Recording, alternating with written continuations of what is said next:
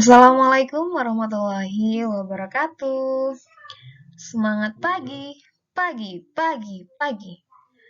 Hari ini bertemu lagi dengan Ustazah Lavita. Kita akan belajar secara daring, yaitu pembelajaran 2, tema 1, mengenal organ gerak manusia dan hewan. Subtema 1, organ gerak hewan. Materi yang akan kita pelajari hari ini adalah gambar cerita dan gambar ilustrasi, organ gerak hewan, yaitu kelinci, mengidentifikasi organ gerak hewan, 4. Mengidentifikasi gerak ikan. Semuanya ada di buku paket halaman 10 sampai 15. Oke teman-teman, kita hari ini akan belajar langsung saja ya, gambar cerita. Sudah sering ya teman-teman melihat gambar cerita? Gambar cerita merupakan gambar atau serangkaian gambar yang mengandung sebuah cerita. Jadi bisa satu gambar atau beberapa gambar yang mengandung cerita. Itu disebut sebagai gambar cerita. Contohnya adalah yang Ustazah tampilkan di sini, ada gambar seorang anak perempuan yang memakai seragam, kemudian dia sarapan pagi, setelah itu dia belajar, ya, di situ ada gambar bumi yang sedang pakai masker, itu tandanya adalah pandemi ya. Jadi dia belajar dalam masa pandemi dengan daring, kemudian dia melakukan aktivitas seperti biasanya dengan mematuhi protokol kesehatan. Kemudian ada disinfektan ya, melakukan penyemprotan disinfektan untuk lingkungan sehingga teman-teman bisa sehat berada di rumah ya. Itu adalah salah satu contoh gambar cerita. Merangkai cerita secara runtut. Oke, selanjutnya silakan Ananda buka halaman 11. Di situ ada contoh gambar bercerita seperti yang ada di contoh itu tentang Ahmad, Togar, dan kelincinya. Silakan teman-teman baca ya, halaman 11.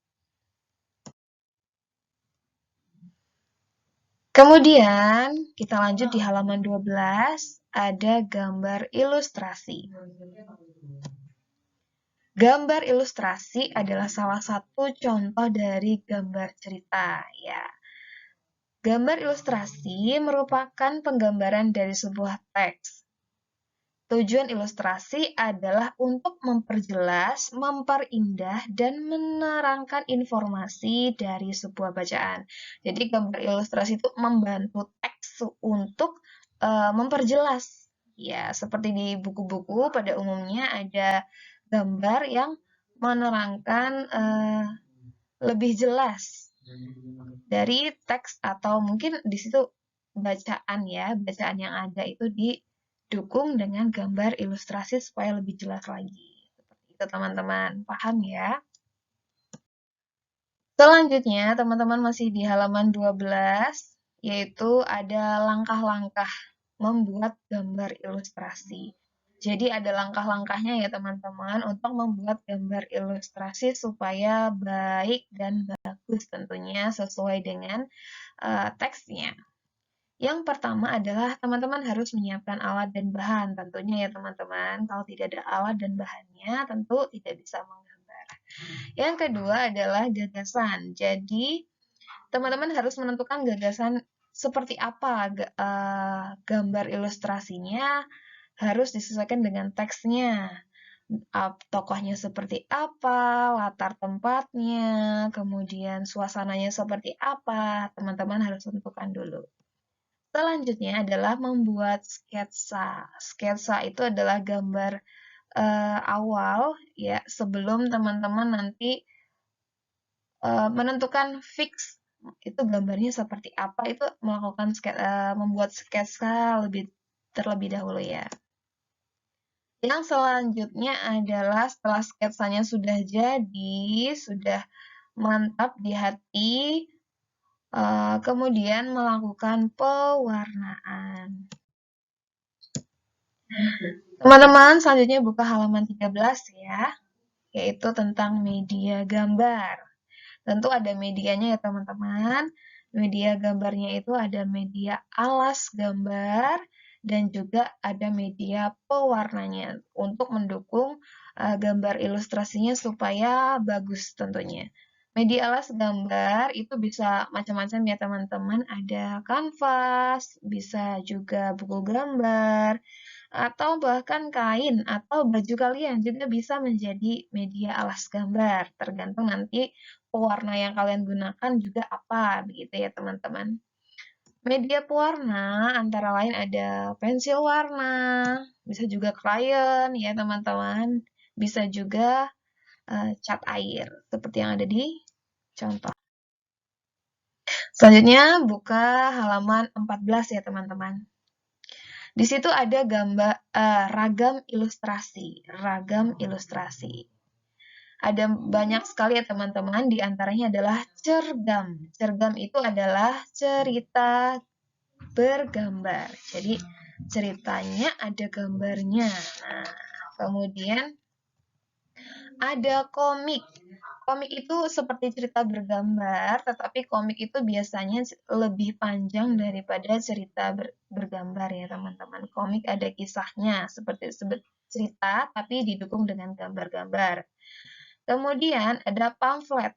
Pamflet itu seperti isinya juga gambar, tetapi di situ ada informasi yang terdapat di gambar tersebut.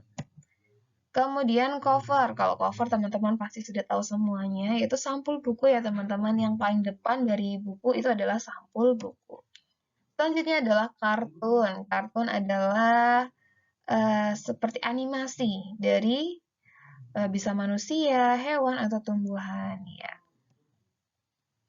Kemudian ada lagi karikatur. Kalau karikatur itu seperti kartun, tetapi di dalamnya itu terdapat sindiran ya, biasanya digunakan untuk sindiran-sindiran bagi petinggi-petinggi atau untuk kelompok-kelompok tertentu. Ada maksud dan tujuan ya kalau karikatur itu. Selanjutnya adalah contoh-contohnya ya teman-teman. Ini adalah contoh cerita gambar. Ya, teman-teman bisa perhatikan di situ ada gambar, kemudian ada cerita-ceritanya ya. Ketika kita mengamati di situ terdapat cerita atau kita bisa melihat urutan-urutannya, kemudian maksud dari sang pelukis itu ada maksudnya ya teman-teman kalau cerita gambar itu. Kemudian adalah komik, berbeda lagi dengan komik ya, hampir sama dengan yang tadi, hanya saja ini lebih panjang dan sama mempunyai tujuan memberikan informasi atau mungkin memberikan apa ya, semacam nasehat-nasehat ya seperti itu. Kemudian ada pamflet dan karikatur. Contohnya, kalau pamflet ini seperti ini ya teman-teman. Di situ ada pamflet, yaitu ada dongeng anak Islami yang akan disampaikan oleh Ustadz Hardiman. Ya, waktunya, kemudian ada informasinya lengkap di situ. Itu adalah contoh pamflet. Kemudian karikatur. Karikatur seperti yang tadi sudah dijelaskan ya teman-teman, kalau karikatur itu sama seperti kartun, tetapi di situ terdapat sindiran ya. Sindiran. Di situ ada contohnya ya teman-teman. Di situ ada tulisannya. Kalau Rp1 saja saya korupsi bla bla bla bla bla bla bla.